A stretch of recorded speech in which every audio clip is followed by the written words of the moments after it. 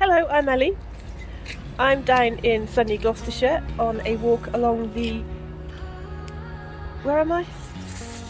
We're walking along the Stroudwater Canal, otherwise known as the Stroudwater Navigation. Oh right, thank you. There you are. This is my brother. For those of you who haven't popped across to his channel, please do so. I'll put a link in the description box. It's Wandering with Watto. Say hi, Paul. Hello, Watto. Who's Paul? You. Oh. Come along with us. The Stroudwater Navigation opened in 1779 and runs for 8 miles from Upper Framilode on the River Severn to Wallbridge Junction at Stroud.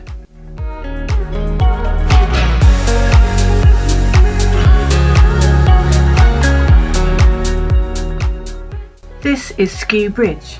It's so called because it crosses the canal at an angle and not in a straight line like most bridges. It carried the Stonehouse to Nailsworth Branch of the Midlands Railway Line over the canal. Passenger trains ended in 1947, but commercial freight traffic continued until the last trains ran in 1966. It's now a footpath which forms part of the Cotswold Way. Skew Bridge was designed by engineer James Ferrabee and was built in 1867. The Ferrabee family ran the Phoenix Ironworks based in Thrupp, on the other side of Stroud. They produced cloth-making machines, water wheels and steam engines. One of their engineers, Edwin Budding, designed the first ever lawn mowers and the world's first adjustable spanner, both of which are still in common use the world over to this day.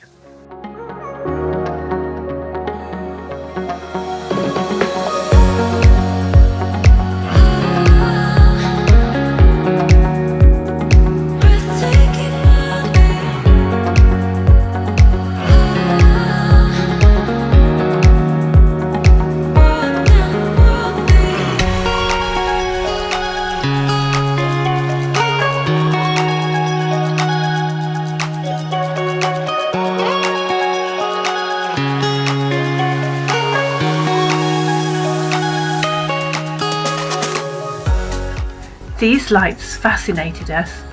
We spent ages trying to time them and walking up and down the path trying to set sensors off until we came to the conclusion that they're random. We later found out that they were installed as a fun feature for the Boat Mobility charity, which gives pleasure boat rides to disabled people. How lovely to have these colourful sparkly lights brighten up a ride through this tunnel.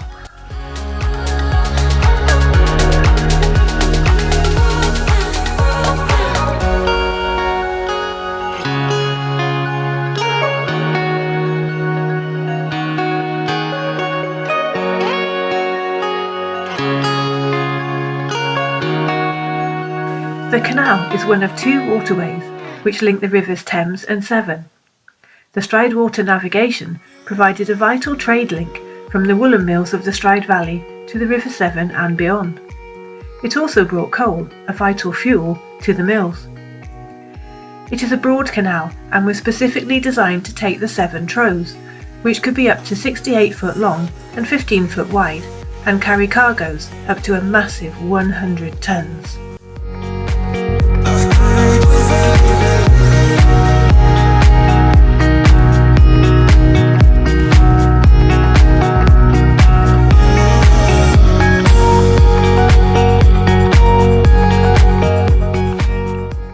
This coal pen is Grade 2 listed and was built in 1864 from local limestone.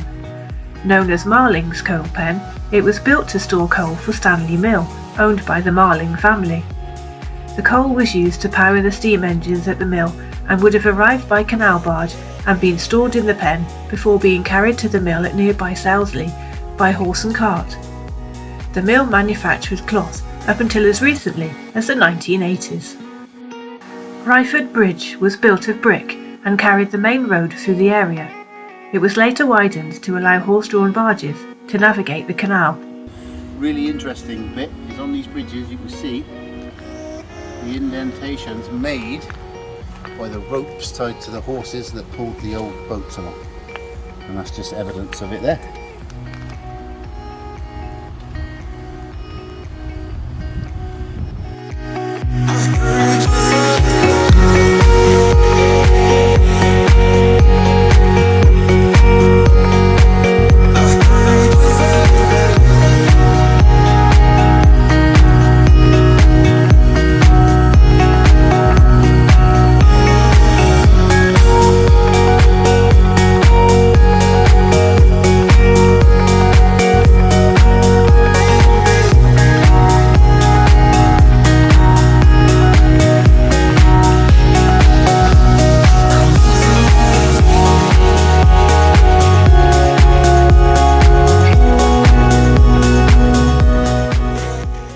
The wharf here at Ryford was known as Ford's Wharf, after the Ford family who owned the nearby Ryford flour mill.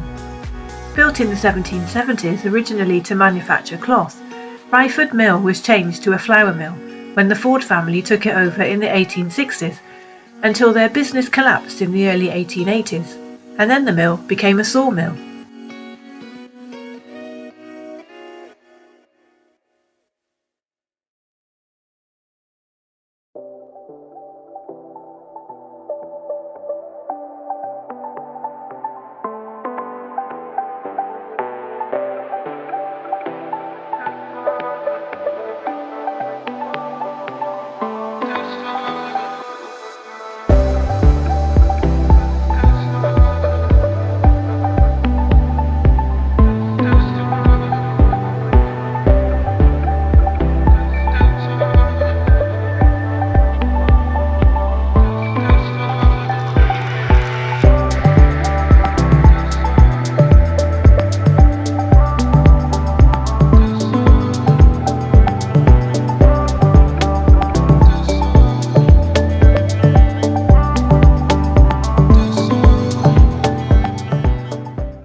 Ryford sluice gates are opened and closed to regulate the level of water in the canal and the River Froome.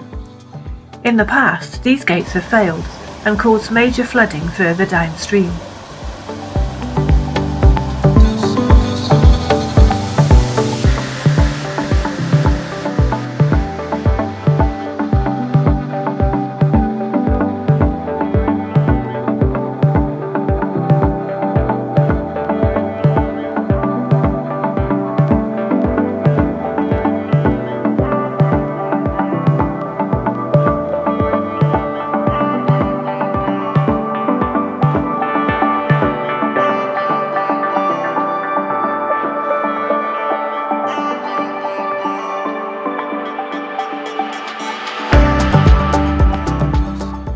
The canal and the river are very close to each other. They were both integral to the transportation of coal to the area's mills and the cloth and flour that the mills produced.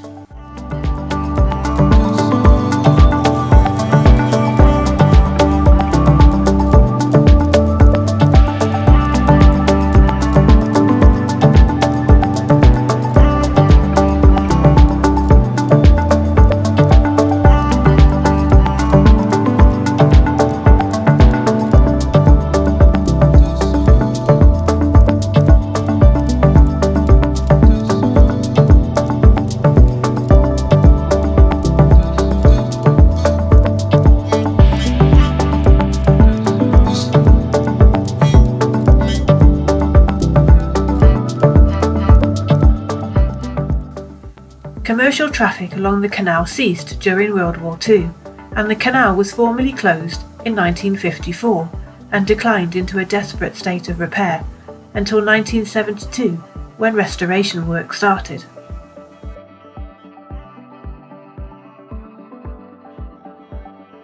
The Stroudwater Navigation has 12 locks in total. This one here at Ryford is the only double lock. It has two chambers which share a single set of middle gates. The lockkeeper's cottage was built in 1784.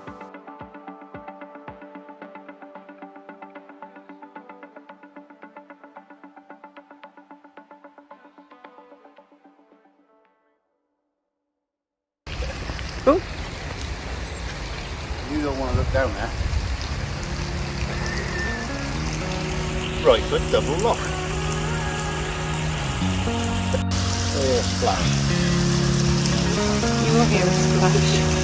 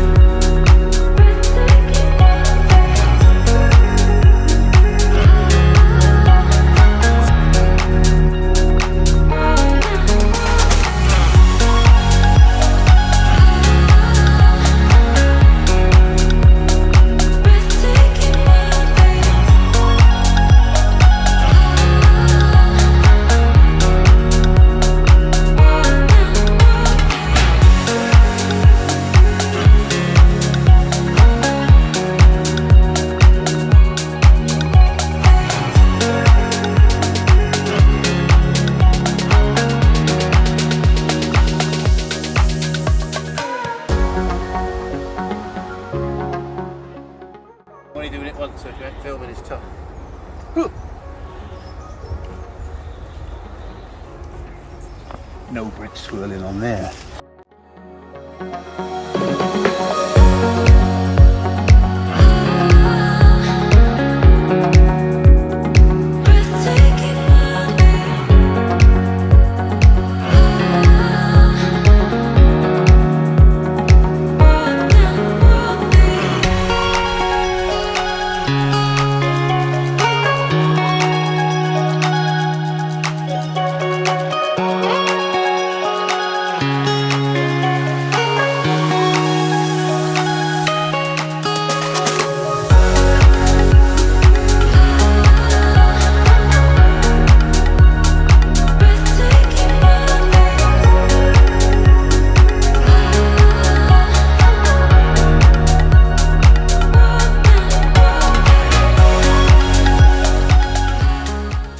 The carvings on this post represent the 4 industries that this mill has been used for. Built in 1721, oil mill produced local rapeseed and linseed oil. Linseed is also known as flax. The mill was later used for the fulling of cloth. In the 20th century it produced animal feeds, and today it makes snow.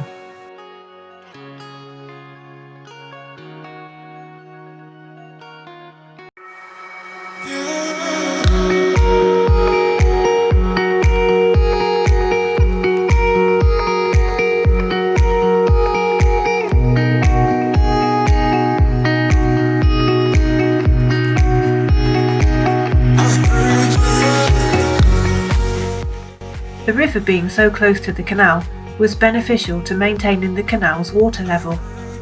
There are many types of spill weir along the canal, also known as levelling weirs. They regulate the flow of water between the canal and the river.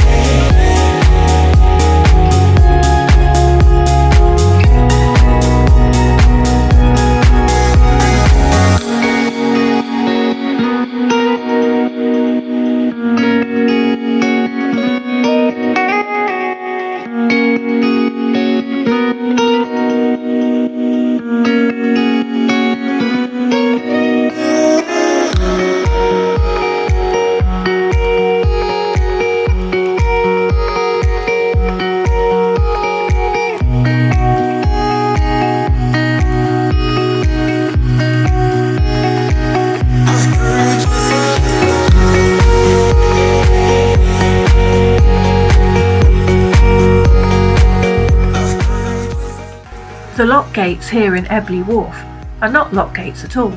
They are floodgates, designed to alleviate the risk of flooding in the area by diverting excess water into the River Severn's floodplain further along the canal towards Stonehouse.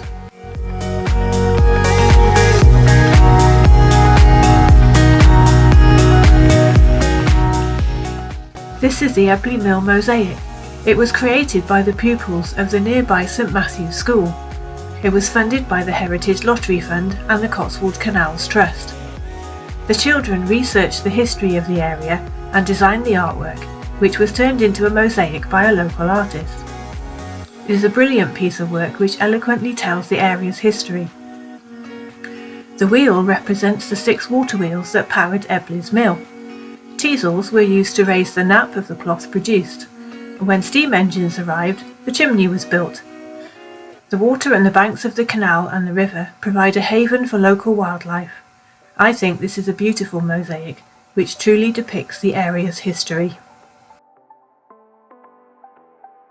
Ebley Mill was built in 1818 and extended in 1861.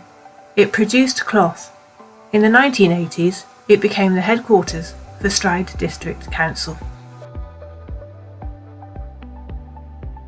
As we were walking along, I just caught a glimpse of something out of the corner of my eye swimming in the river. It was a river otter. We stood and watched it for ages. How beautiful it is to see such a natural animal in its natural habitat, just swimming around, catching his lunch.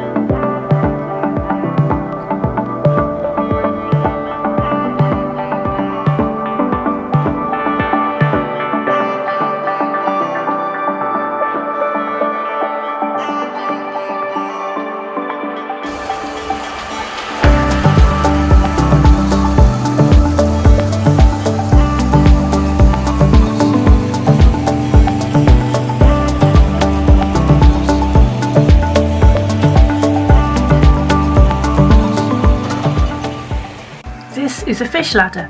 It's been built here to help migrating fish cross from river to canal and vice versa.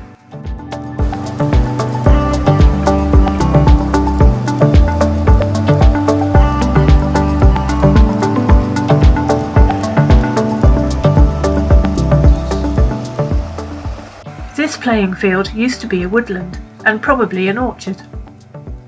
By the 1920s the area was cleared and was being used as a playing field for the staff of a nearby paper manufacturer.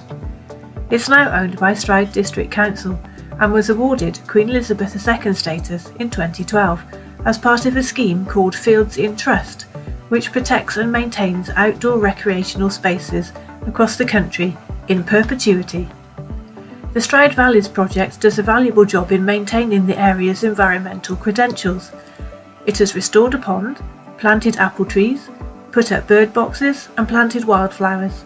It's now a valuable wildlife habitat and a community resource.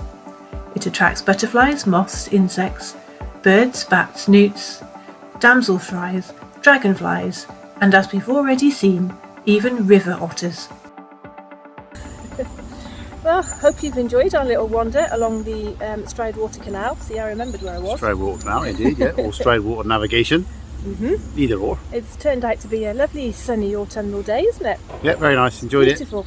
And, well, what about that river otter? it.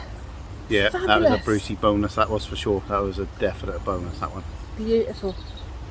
Anyway, thanks for watching, and hopefully we'll see you next time. Bye. Bye for now.